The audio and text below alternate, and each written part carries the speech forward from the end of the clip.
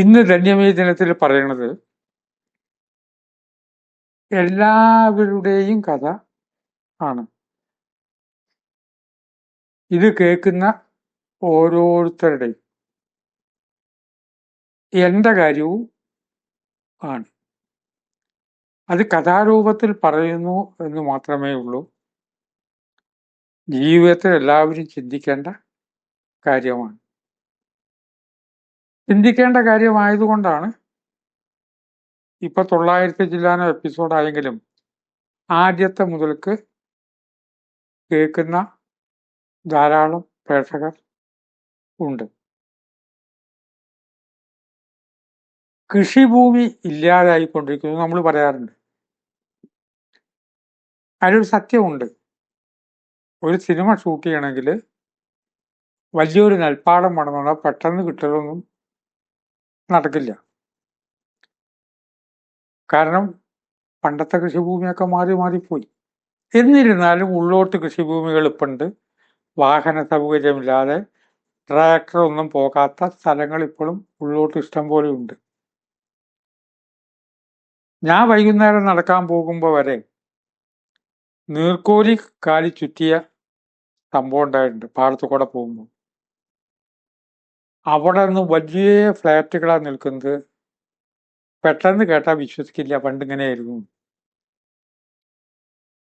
ഒരു വലിയ ദേവാലയത്തിലേക്ക് കയറി ചെല്ലുമ്പോൾ ഇതേമാതിരി പാടത്തുനിന്ന് കയറുമ്പോൾ നീർക്കോലി. ഇത് ഞാൻ ലേഖനത്തിൽ എഴുതി. കുറെ പേര് ചോദിച്ചു, അവിടെ നീർക്കോലി ഇത്രയും വലിയ നഗരത്തില്? സംഗതി ശരിയാണ്. ഇപ്പൊ വലിയ നഗരായി. പാടം പോയി അവിടെ മുഴുവൻ കേസറ്റ് കടയും കാര്യങ്ങളൊക്കെ ആയി. അതിനുശേഷം ഞാനൊരു മാറ്റം വരുത്തി. പിന്നീട് പുതിയ എഡീഷൻ ഇറങ്ങുമ്പോൾ ഏത് കൊല്ലം എഴുതിയെന്ന് അറിയിക്കാൻ വേണ്ടി 1978 എന്ന് എഴുതും. നമ്മുടെ നെൽപ്പാടങ്ങളുടെ നടുവിൽ അപ്പുകുട്ടൻ എന്നൊരു കച്ചവടക്കാരുണ്ട്. ഈ അപ്പുകുട്ടൻ നമ്മളെ പ്രതിദാനം ചെയ്യുന്നു. അപ്പുകുട്ടൻ പ്രഭാതത്തിൽ എണീക്കും. രാവിലെ പണിക്ക് വരുന്നവർക്ക് മുഴുവൻ ചായയും കൊടുക്കും, പരിപ്പുവടയും ആണ്. ഒരു 50-60 പരിപ്പുവട ഒരു ദിവസം ഉണ്ടാക്കും. രാവിലെ വളരെ പുലർച്ചയ്ക്ക് എണീക്കും. ഇയാളുടെ പ്രഭാത കർമ്മം ചെയ്യുമ്പോഴേക്കും ഭാര്യ നേരത്തെ എണീക്കും. ചെറിയ മകളുണ്ട്. പരിപ്പുവട ഉണ്ടാക്കുന്നത് ഭാര്യയാണ്. ഈ പരിപ്പുവടയും ചായപ്പൊടിയും പഞ്ചസാരയൊക്കെ ആയിട്ടാണ് കടയിലേക്ക് പോവുക. പാടത്തിന്റെ നടുവില് തൽക്കാലം വെച്ച് കെട്ടിയിട്ടുള്ള ഒരു കടയാണ്. ഒരു കാറ്റ് വന്നാൽ ചിലപ്പോൾ അത് കംപ്ലീറ്റ് മുഴുവൻ പോകും. ഇങ്ങനെയാണ് ആ കടയുടെ രൂപം. അവിടെ 2 മരബെഞ്ച് കിടക്കുന്നുണ്ട്. പാടത്ത് ജോലി ഉള്ളവരാണ് അവിടേക്ക് വരിക. വൈകുന്നേരം ആകുമ്പോൾ പരിപ്പുവട തീരും. പണിക്കാർ പണി മാറ്റി പോകുമ്പോൾ അപ്പൂട്ടൻ അവിടുന്ന് പോവും. കടയിൽ പോയിട്ട് പതിവായിട്ട് വാങ്ങുന്ന അത്ര ഉഴുന്ന് പരിപ്പും പഞ്ചസാരയും ചായപ്പൊടിയും വാങ്ങിയിട്ടാണ് വീട്ടിൽ പോവുക. അങ്ങനെയാണ് ഒരു ദിവസത്തെ ജീവിതം. രാവിലെ പരിപ്പുവടയായിട്ട്, കാരണം പരിപ്പൊക്കെ തലേ ദിവസം വാങ്ങി ശേഖരിച്ചിട്ടുണ്ടാവും, കടയിലേക്ക് വരും. ഈ സമയത്ത് അവിടെ ഒരു സംവിധായകനും നിർമ്മാതാവും അവിടെ വന്നു. വേറെ എവിടെയോ വണ്ടി നിർത്തി ഇവിടെ വെച്ച് ഷൂട്ട് ചെയ്യാവുന്ന ലൊക്കേഷൻ, പറ്റിയ ലൊക്കേഷനാണ്. നല്ല നെൽപ്പാടങ്ങൾ ഇപ്പോഴും ഉണ്ട്. ഇപ്പോഴും ചിലയിടത്തിലുണ്ട്. അധികവും നെൽപ്പാടങ്ങൾ ഇല്ല എന്നുള്ള സത്യമാണെങ്കിൽ പോലും നല്ല പച്ച പിടിച്ച പാടങ്ങൾ, അത് കാണാൻ വളരെ ഭംഗിയാണ് ആ പാടം. ഇവര് രണ്ടുപേരും അവിടെ ഇരുന്നു ചായയും പരിപ്പോടിയും കഴിച്ചു. അപ്പൊ പിന്നെ സംവിധായകന് മലയാളം അറിയില്ല, നിർമ്മാതാവിന്. അപ്പൊ സംവിധായകനോട് ഇംഗ്ലീഷിൽ സംസാരിക്കുകയാണ് നിർമ്മാതാവ്. അപ്പൊ സംവിധായകൻ ചില ചോദ്യങ്ങൾ ചോദിക്കണു ഇംഗ്ലീഷിൽ. അധികം ഈ കടയെ പറ്റിയും ഇവിടുത്തെ പണിക്കാരനെ കുറിച്ചൊക്കെയാണ്. അപ്പൊ നിർമ്മാതാവ് പറഞ്ഞത് മലയാളത്തിൽ ഞാൻ പറയാണ്, ഓരോരോ ജന്മം. നിങ്ങളെപ്പോലൊക്കെ വളരെ പോപ്പുലറാണ്, ലോകം മുഴുവൻ അറിയും. വിദേശ രാജ്യങ്ങളിൽ വരെ നിങ്ങളുടെ സിനിമ കാണുന്നവരുണ്ട്. അത്രയും പേരായിട്ട് ആശയം വിനിമയം നടത്തുന്നുണ്ട്. ഇത് ഗ്രാമത്തിൽ ജനിച്ച ഒരാള് രാവിലെ എണീക്കുക, പരിപ്പ് വാങ്ങിക്കൊടുന്നിട്ട് വട ഉണ്ടാക്കുക. എല്ലാ വടയും കൂടിയിട്ട് വിറ്റാലും ഇപ്പം എത്ര റുപ്യ കിട്ടുക? അങ്ങനെ ഒരു ജീവിതം. ഈ വടയും ചായ ഉണ്ടാക്കുക, പിറ്റേ ദിവസം ഇതിങ്ങനെ ആവർത്തിക്കുക. വടയൊക്കെ വിറ്റ് കഴിഞ്ഞാൽ വൈകുന്നേരം പരിപ്പ് വാങ്ങാൻ പോകും. ഇതൊക്കെ ഇംഗ്ലീഷിൽ പറഞ്ഞു കൊടുത്തു. അപ്പൂട്ടൻ ചിരിച്ചു. എന്ത് കേട്ടിട്ടാ ചിരിക്കണത് എന്ന് നിർമ്മാതാവ് അത്ഭുതപ്പെട്ടു. അപ്പൂട്ടൻ പറഞ്ഞു, നിങ്ങൾ പറഞ്ഞൊക്കെ ഞാൻ കേട്ടു, എനിക്ക് ഇംഗ്ലീഷ് നല്ലപോലെ അറിയാം. ഞാൻ ഇംഗ്ലീഷ് മെയിനായിട്ട് BA പാസ്സായ ആളാണ്. നിങ്ങൾ ഈ പറഞ്ഞൊക്കെ ഞാൻ കേട്ടു. അതിലൊരു മിസ്റ്റേക്ക് പറ്റിയിട്ടുണ്ട്. നിങ്ങൾ പറഞ്ഞു ഇതൊക്കെ പാഴ്ജന്മമാണ്. അയ്യോ, അങ്ങനെയല്ല ഞാൻ പറഞ്ഞത്. ഏതായാലും ആ അർത്ഥത്തിൽ നിങ്ങളൊരു ഇംഗ്ലീഷ് വാക്കാണല്ലോ പറഞ്ഞത്. ഉദ്ദേശിച്ച് പാഴ്ജന്മമാണ്. ഈ 50-60 വട ഉണ്ടാക്കുക, ചായ ഉണ്ടാക്കുക, എന്താ ഇതിനൊരു പ്രസക്തി എന്ന് നിങ്ങൾ ചോദിച്ചല്ലോ. ആണ്.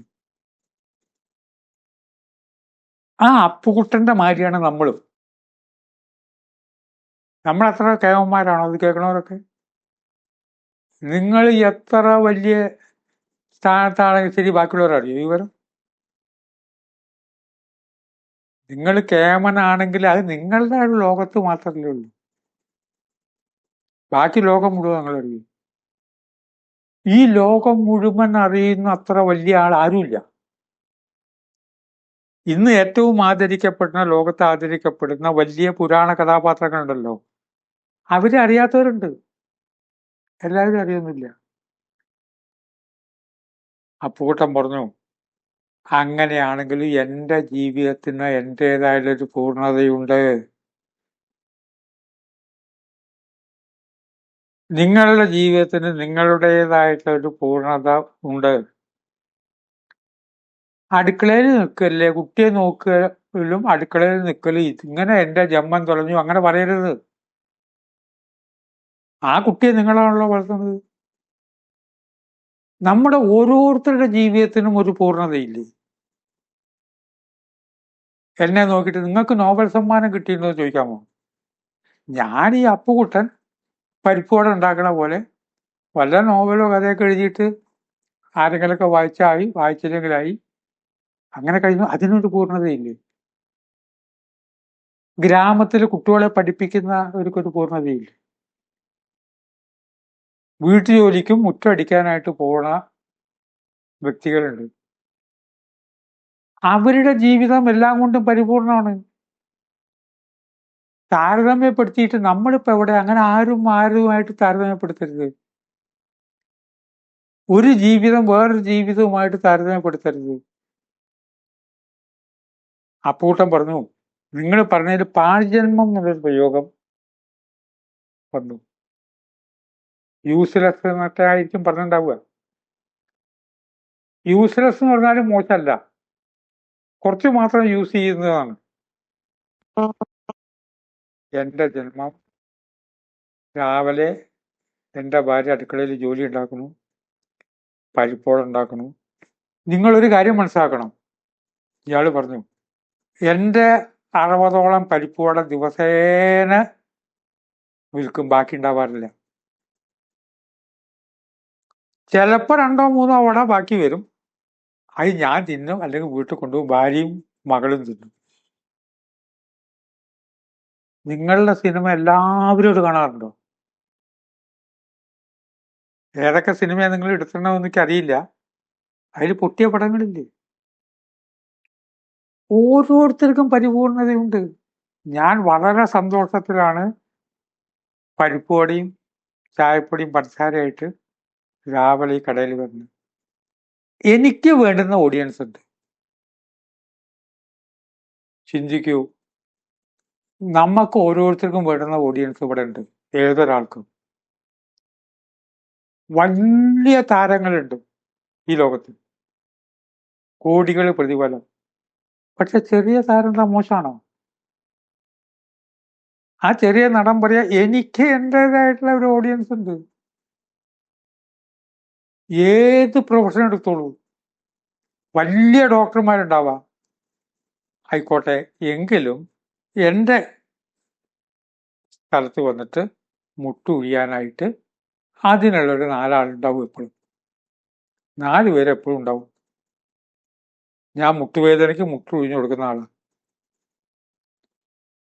അപ്പുകുട്ടനെ പോലെ അപ്പുകുട്ടൻ അതങ്ങോട്ട് പറഞ്ഞു. അപ്പോഴാണ് ഇംഗ്ലീഷിൽ സംസാരിച്ചവര് ചിന്തിച്ചത്. ഇന്നത്തെ ദിവസം നമ്മൾ വളരെ സന്തോഷമായിട്ടിരിക്കണം. ഇത് കേൾക്കുന്ന വീട്ടമ്മ വിചാരിക്കണം, എൻ്റെ ജീവിതത്തിന് പൂർണ്ണതയുണ്ട്. ഇല്ലേ? ഞാൻ ഉണ്ടായതുകൊണ്ടല്ലേ ആ കുട്ടി വളരുന്നത്. ഏത് പ്രൊഫഷനിലിരിക്കുന്ന ആൾക്കും പ്രാധാന്യമുണ്ട്.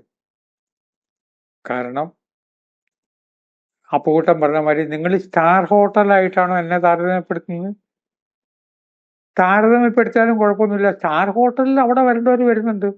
എൻ്റെ പീടികയിൽ ഈ മരബെഞ്ചിൽ ഇരുന്നിട്ട് ചായയും പരിപ്പോടും തിന്നാനുള്ള ആൾ എനിക്കുമുണ്ട്. എല്ലാവരും പരിപൂർണരാണ് എന്നൊരു ചിന്ത നമുക്കുണ്ടാകണം. അത് അപ്പുകുട്ടൻ പറഞ്ഞത് ശരിയല്ലേ എന്ന് ചിന്തിച്ച് വാക്കുകൾ സംഭരിക്കുന്നു. നമസ്കാരം.